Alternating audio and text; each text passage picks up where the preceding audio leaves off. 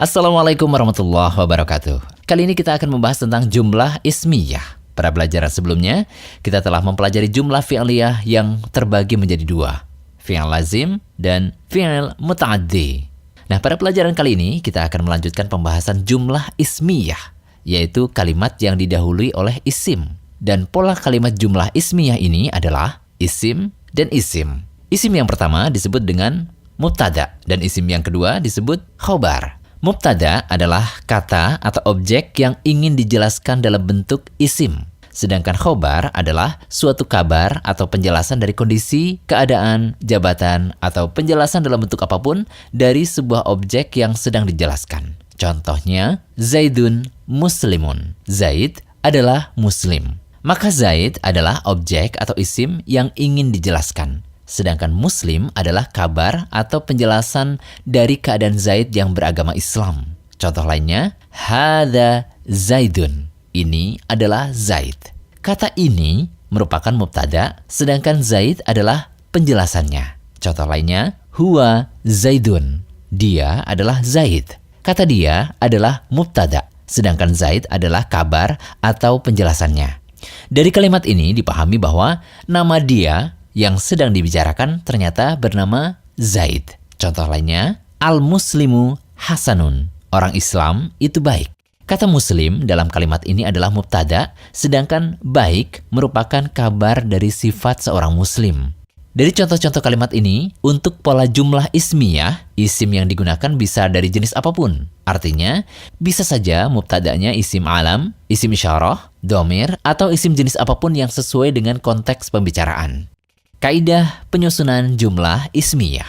Di dalam penyusunan kalimat jumlah ismiyah, ada 3 kaidah yang harus diperhatikan, yaitu mubtada dan khobar harus dalam keadaan rofa. 2. Mubtada harus dalam bentuk ma'rifah. Dan yang terakhir, mubtada dan khobar harus sama dari sisi jenis dan jumlah. Baik mubtada maupun khobar sama-sama harus dalam keadaan rofa. Berikut kaidah rofa yang perlu diperhatikan. Untuk jumlah mufrad, keadaan ketika rofa adalah dhammah. Contohnya, at-talibu muslimun. Untuk jumlah tathniyah, keadaan ketika rofa adalah alif. At-talibani muslimani. Untuk jumlah jamak mudzakkar salim, keadaan ketika rofa adalah wawu. Contohnya, at-talibuna muslimuna. Untuk jumlah jamak muannats salim, keadaan ketika rofa adalah dhammah. At-talibatu muslimatun. Untuk jumlah jamak taksir, keadaan ketika rofa adalah dhammah. At-tullabu muslimuna. Untuk jumlah isim yang 5, keadaan ketika rofa adalah wawu. Abuka muslimun.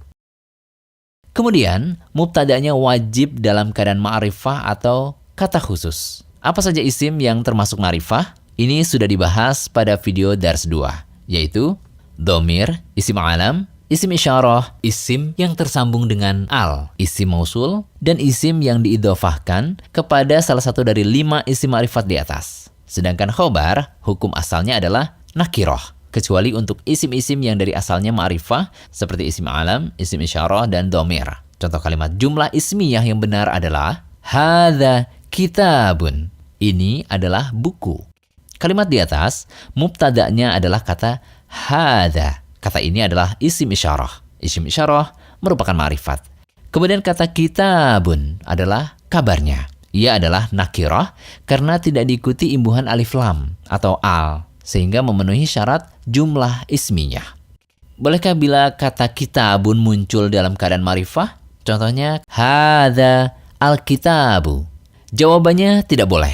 Karena bila kata buku datang dalam keadaan ma'rifah, maka makna kalimatnya bukan ini adalah buku, melainkan buku ini. Kalimat buku ini malah bukan kalimat yang sempurna, dikarenakan masih membutuhkan penjelasan lebih lanjut.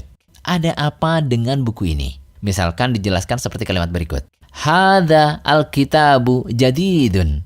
Buku ini baru. Barulah kalimat tersebut menjadi kalimat yang sempurna. Apakah setiap kalimat yang mubtadanya isim isyarah seperti contoh di atas, kabarnya wajib nakirah? Jawabannya tidak, karena telah dijelaskan sebelumnya bahwa khusus untuk isim yang dari asalnya ma'rifah, maka tidak mengapa menjadi khobar meskipun dalam keadaan ma'rifah. Karena itu sesuatu yang tidak bisa dipaksakan menjadi nakirah. Contohnya, hadza Zaidun. Ini adalah Zaid. Maka kalimat di atas telah memenuhi syarat jumlah ismiyah karena mubtada'nya ma'rifah dan khobarnya sekalipun ma'rifah tapi tetap diperbolehkan berdasarkan kaidah. Kaidah selanjutnya yaitu apabila mubtada'nya mufrad dan mudzakkar, maka khobarnya wajib mufrad dan mudzakkar. Begitupun bila mubtada'nya muannats dan tathniyah, maka khobarnya harus muannats dan tathniyah. Perhatikan contoh-contoh berikut. Untuk mufrad, contoh kalimat mudzakarnya adalah at-talibu muslimun. Contoh kalimat muannatsnya adalah at-talibatu muslimatun. Untuk tathniyah, contoh kalimat mudzakarnya adalah at-talibani muslimani. Contoh kalimat muannatsnya adalah at-talibatani muslimatani. Untuk jamak salim, contoh kalimat mudzakarnya adalah at-talibuna muslimuna. Contoh kalimat muannatsnya adalah at-talibatu muslimatun. Untuk jamak taksir, contoh kalimat mudzakarnya adalah at-tullabu muslimuna. Nah, agar kita bisa menghafal kaidah mubtada khobar dengan mudah, kita bisa menggunakan rumus sakti. Madu manis dari Malang. Madu, marfu keduanya, manis, mubtada dan khobar itu sama jenis. Dari mubtada harus ma'rifat. Malang sama bilangan jumlahnya.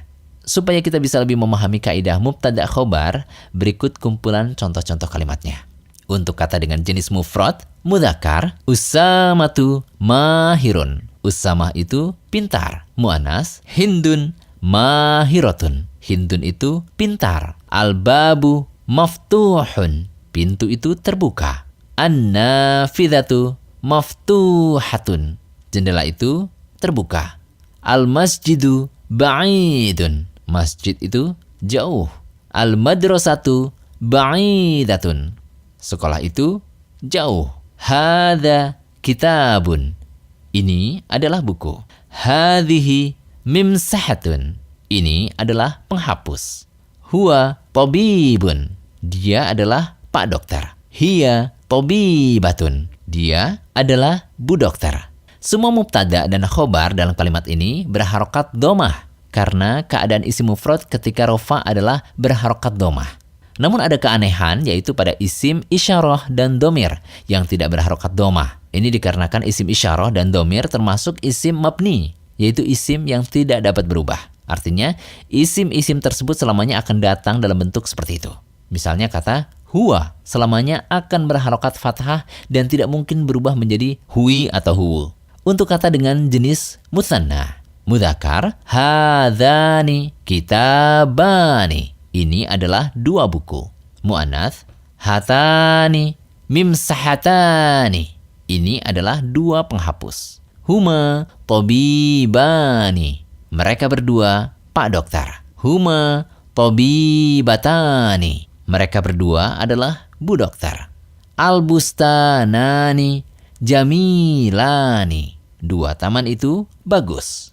Al-hadiqatani jamilatani. Dua kebun itu bagus. Untuk kata jenis jamak salim, mudzakkar, haula'i muslimuna. Ini adalah muslimin. Muannats, haula'i muslimatun. Hum shaimuna. Mereka berpuasa. Muannats, hunna shaimatun. Al-muslimuna shaimuna. Kaum muslimin berpuasa. Al-muslimatu shaimatun. Untuk kata dengan jenis jamak taktsir. Jamak taktsir memiliki kaidah khusus ketika digunakan dalam jumlah ismiyah. Kaidah mubtada khobar untuk jamak taktsir adalah berikut ini. Bila mubtadanya jamak taktsir li ghairil aqil, maka khobarnya mufrad muannats. Contohnya, al-buyutu wasi'atun. Rumah-rumah itu luas. Bila mubtadanya jamak taktsir lil aqil mudzakkar, maka khobarnya harus jamak taktsir atau mudzakkar salim sesuai dengan kebutuhan. Bila mubtadanya jamak taktsir lil aqil muannats, maka khobarnya harus jamak taktsir atau muannats salim. Untuk lebih memahami kaidah jumlah ismiyah jamak taksir, silahkan perhatikan contoh-contoh berikut. Untuk jamak taksir li ghairil aqil, hadza baitun. Ini adalah rumah. Jamak taksirnya adalah hadhihi buyutun. Dzalika jabalun. Itu adalah gunung. Jamak taksirnya adalah tilka jibalun. Alkitabu jadidun. Buku itu baru. Jamak taksirnya adalah al-kutubu jadidatun. An-najmu jamilun. Bintang itu indah. Jamak taksirnya adalah an-nujumu jamilatun. Al-babu maftuhun. Pintu itu terbuka. Jamak taksirnya adalah al-abwabu maftuhatun. Perhatikan kalimat-kalimat ini ketika dalam bentuk jamak taksir. Maka semua khobarnya dalam bentuk mufrad muannas. Sekalipun untuk kata yang ketika tunggal dihukumi mudzakkar. Untuk jamak taksir lil aqil dalam bentuk mudzakkar. Hadza talibun. Ini adalah siswa. Jamak taksirnya haula'i tullabun. Dalam bentuk mufrad muannas, hadhihi amra'atun atau imra'atun. Ini adalah wanita. Jamak taksirnya haula'i nisaun. Dalam bentuk mufrad mudzakkar, dzalika abun. Itu adalah ayah. Jamak taksirnya ulaika abaun. Dalam bentuk mufrad muannas, tilka armalatun.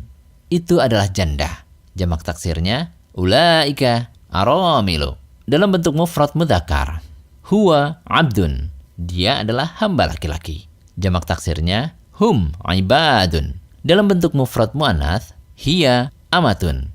Dia adalah hamba wanita. Jamak taksirnya hunna imaun. Dalam bentuk mufrad mudzakkar, anta tajirun. Kamu adalah pedagang. Jamak taksirnya antum tujjarun. Dalam bentuk mufrad muannas, anti imra'atun. Kamu adalah wanita. Jamak taksirnya antunna nisaun. Demikian dars yang ke-8. Semoga bermanfaat.